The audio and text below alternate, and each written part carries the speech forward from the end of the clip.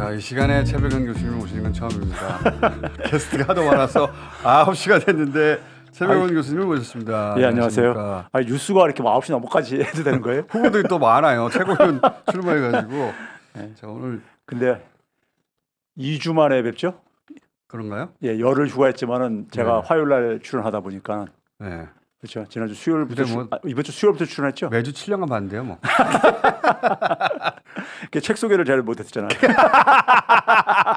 아, 중요하지. 화폐 권력과 민주주의 지금 몇 권까지 왔습니까? 한 9,200여 부까지 왔습니다. 아, 제가 그래서 800개 남았구나. 제가 지난번에 공장장이 저기 7월 하순께 나는 저기 저 휴가 간다 하고 들어가지고 휴가 가기 전까지는 만부 돌파하겠죠 그랬더니만 안 될 거라고 그랬던 게 그 다음 주에 가버리시더라고 휴가를. 돌아왔으니까 800보 앞으로 3주 이내에 돌파하도록 하죠. 예. 그래서 끝내기를 부탁드리겠습니다. 자, 오늘 가지고 오신 내용이 한국은행에서 대출받았다 정부가. 예, 배경과 원인을 좀 말씀드리겠는데요. 얼마나 대출을 받았어요? 근데 그 전에였잖아요. 지금 이게 국세 수입이 펑크나고 있잖아요. 그렇죠? 지난번에 한번 소개했듯이요. 부자 감세를 원하겠습니다. 대한민국이 이게 사실은 0.1%의 나라예요. 0.1%. 이 조세 체계를 보면 그렇게 돼 있습니다. 사실은 오늘 제가 이제 보는데 먼저 이제 그 지난번엔 저기 저 소개 안 한 건데 이게 이제 2011년부터요. 총 국세 이제 실질 수입. 실질 수입이라는 건 이제 그러니까는 이게 물가가 오르면은 정부가 조달하는 것들도 가격이 오르잖아요. 그렇죠. 인건비도 오르고 그때는 국세들은 사실 그러니까 실질 단위로 봐야 돼요. 실질? 예, 안 보는데 이거 한번 2011년도부터 올해까지요. 1월부터 5개월분을 이제 비교를 한 겁니다. 비교를 한 건데. 5개월까지만 5월까지만 비교해요. 그렇죠. 지금 현재 5월까지 나와 있기 때문에 그러니까. 5개월치를 비교한 거죠. 비교한 건데 지금 이제 2022년도에 한 187조 원 정도 이렇게 거쳤다가 2020년, 2020년에 훅 줄어든 건 지금 코로나 때문이죠. 예. 그리고 이제 한 187조까지 쭉 증가했죠. 다시 이제 회복이 됐다가요. 무려 186조까지 올라갔었네요. 그렇죠. 그러다가 이게 135조까지 이게 떨어졌으니까는 한 52조 한 2조 원 정도 반올림해서요. 이 정도 줄어드는데 거의 한 4분의 1이 줄어든 거예요. 그러네요. 예, 이거 엄청난 줄어든 겁니다. 그러니까 나라가 걷어들이는 세금이 그만큼 줄어들었다는 거예요. 그렇죠. 이게 그러니까 연속해서 지금 떨어지고 있어요. 기자들은 그러니까 전년도하고만 비교를 하는데 바로 작년도 2023년도하고만 비교를 하는데 이게 그러니까 그 이전에 그러니까 윤석열 정부가 5월이면은 윤석열 정부가 딱 출범하는 때예요. 그러네요. 2022년 5월이요. 그 이후에 딱 꺾이거든요. 참 신기해요. 그러니까 제가 여기로 이사하고 난 이후에 스튜디오를 제가 계속 얘기했잖아요. 윤석열 정부 들어서 가지고 경제 지표들이 다 거꾸러지는 걸 제가 소개를 했었잖아요. 취임 이후에 신기하게 그렇죠. 그래프를 그려보면 다 그래요. 그러니까요. 수치를 그러니까 보면은 이제 확인돼야지는데 그러면 이제 이렇게 연속 떨어진 때가 지난 2011년 이후에 두 차례가 있었어요. 한 번은 그러니까 코로나 때 이제 한번 떨어졌던 거고. 떨어졌고. 코로나 때는 이거 어쩔 수 없죠. 경제 활동이 다 중단됐으니까. 더군다나 1월, 5월이 고 2, 3, 4월 달이 우리 제일 심했을 때였었잖아요. 식당 문 닫았으니까요. 그러니까요. 다 활동이 중단됐을 때잖아요. 그리고 이제 박근혜 때 이제 더 떨어졌었습니다. 잠깐 2012, 13년도예요. 그러네요. 이때 공통점이 뭐냐면은 코로나 때를 빼놓고 공통점이 뭐냐면은 감세하고 감세 이겁니다. 감세하고 경기가 나빠져가지고. 그럼 지금도 마찬가지예요. 감세하고 경기가 나빠져가지고 이것 때문에 세금이 적게 거치는 거예요. 나라 돈이 없는 거예요. 그렇죠. 한마디로 말해서. 근데 하여간 이렇게 부자들 세금을 깎아줘서 나라에 돈이 없는 거예요. 그렇죠. 이런 상황 속에서 지금 계속해서 부자 감세를 하고 있다니까는 얼마나 보수 언론들도 어처구니가 없어가지고 지금 그런데 이분들은 개의치 않는 것 같아 그냥. 자, 그래가지고 이렇게 지금 펑크가 나는 상황 속에서 이거를 이제 해결하려다 보니까는 어떻게 하는 게 뭐냐면은 이제 그 정부는 이제 그러니까는 한국은행의 마이너스 통장을 이용할 수가 있어요. 마이너스 통장을요. 그래서 이제 이것도 마찬가지로 6월 달까지 상반기죠. 그러니까요. 지난 2011년도부터 1월 달부터 6월 달까지 그러니까요. 비교를 해본 거예요. 한국은행에서 빌린 돈들을 그러니까는 그 이전에 최고치가 코로나 때인데. 그렇죠. 그 73조를 빌린 거예요. 코로나 때는 어쩔 수 없었죠. 그런데 코로나도 아니고 전쟁도 아닌데 그때보다 더 높아. 그러니까요. 문제는 2023년, 24년 계속해서 신기록을 갱신하고 있다는 거예요. 기록을 갱신하고 있죠.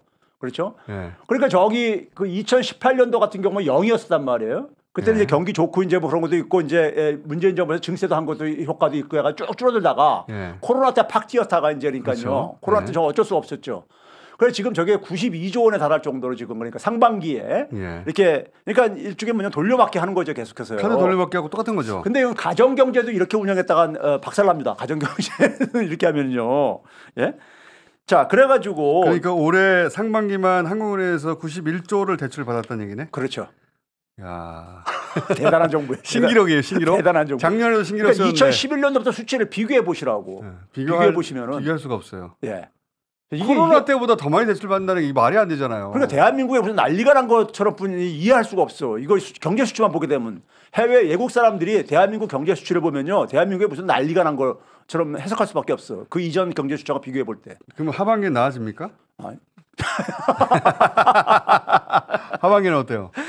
자, 그래서 여기에 대한 그러니까 그러면 이자를 좀 갚아야 되잖아요. 네. 이자 지급액 좀 봐보세요. 이자 지급에. 이자 지급서 팍 뛰어가지고. 그러니까 돈을 이자만 야. 이게 그러니까 자기 돈이면 이렇게도 안 쓰지. 절대 저렇게 안 하죠. 안 쓰죠. 이자만 자기 돈이면은. 1,200억이네. 이자만.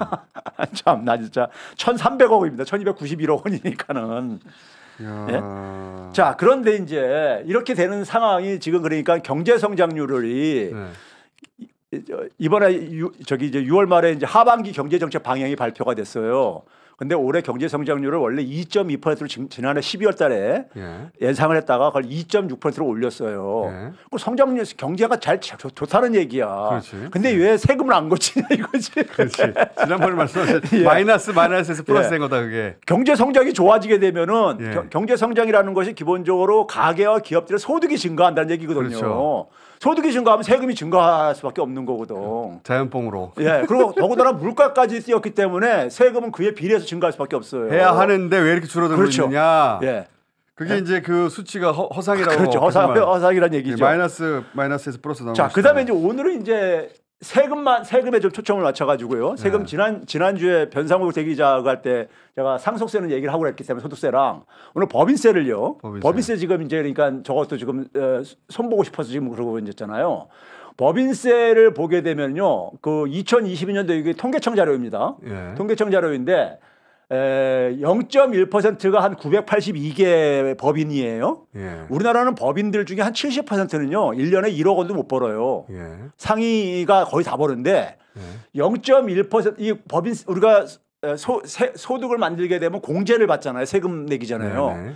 이제 공제 혜택을 보는데 0.1%가 공제 혜택의 한 48%를 받고 있습니다.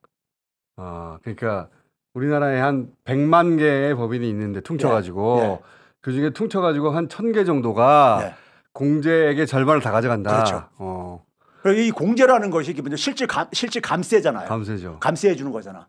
그러니까 우리나라는 기본적으로 수익과 소득에 그러니까는 거의 그러니까 한 50절반 이상을 차지하는 0.1% 법인이 공제 혜택을 독점하고 있는 거예요. 절반을 먹고 독점. 1%가 나머지 11조를 먹고. 그러니까 10% 밑에는 그러니까 거의 공제 혜택이 없는 거야. 그러네. 그렇죠. 그러니까 이게 법인세 뭐 구한다고 할 때 이게 전부 다 많이 버는 기업들한테 초우량 기업들. 여기다가 우리가 또 하나 현실을 놓치는 게 뭐냐면 앞에 거는요 0.1%에 한 1,000여 개가 있었잖아요. 1,000여 개에도 또 차이가 있습니다. 0.0001%. 예, 그렇죠. 그 상징적인 게 삼성전자잖아요. 삼성전자 한번 봐보세요. 이게 5년 최근 5년간 저겁니다. 5년간인데 왜 5년으로 그랬냐면은 법인은 기업은 손실을 보게 되면은 법인세를 이제 그러니까 안 내잖아요. 그러면 그걸 2월까지 해줘. 5년까지 적용해주고 한단 말이에요. 그래서 5년을 가한 겁니다. 5년간 누적 순이익이 한 177조 한 6천억 원을 벌었어요. 많이 벌었다. 많이 벌죠. 근데 누적 법인세가 18조 한 4천억 원 됐어. 그러면 이거를 나누게 되면은 이게 소위 말하는 실효세율이야. 얼마큼 이익에서 세율을 냈냐. 그러니까 실질적인 그러니까 2023년도에 저기 가장 최고 세율이 24%였었는데 10%뿐이 안 낸 거야. 실제로는.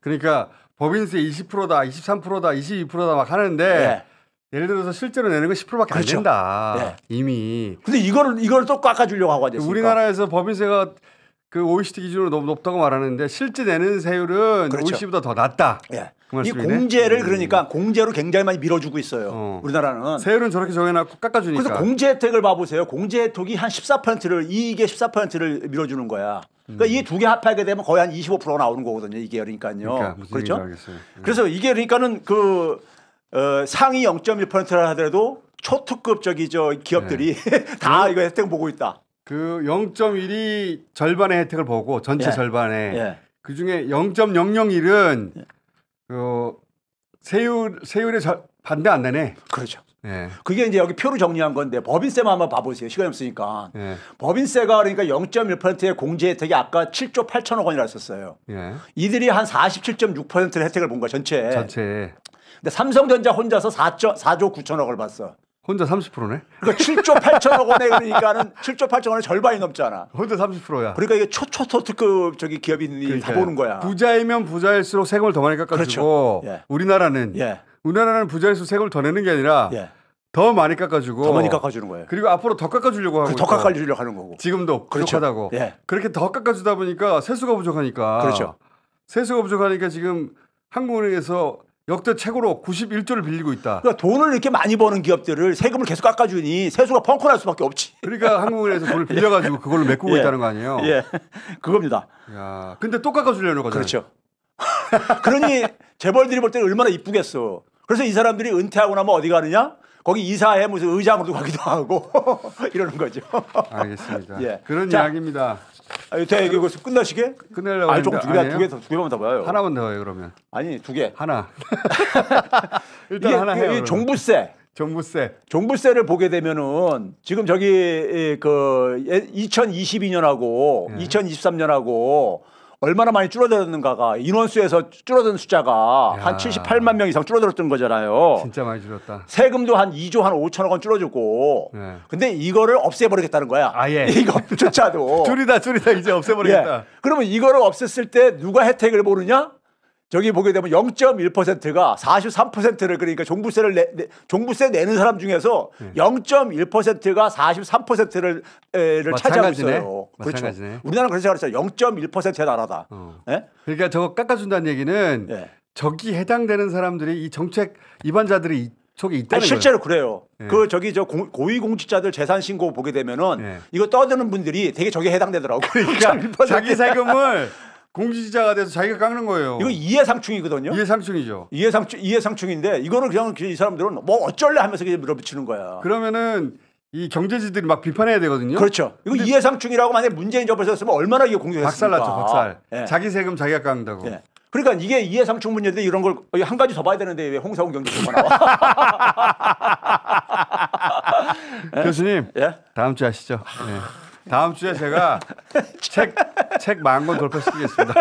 책임져요, 그럼요. 예, 알겠습니다. 예. 최백은 교수였습니다. 예, 감사합니다.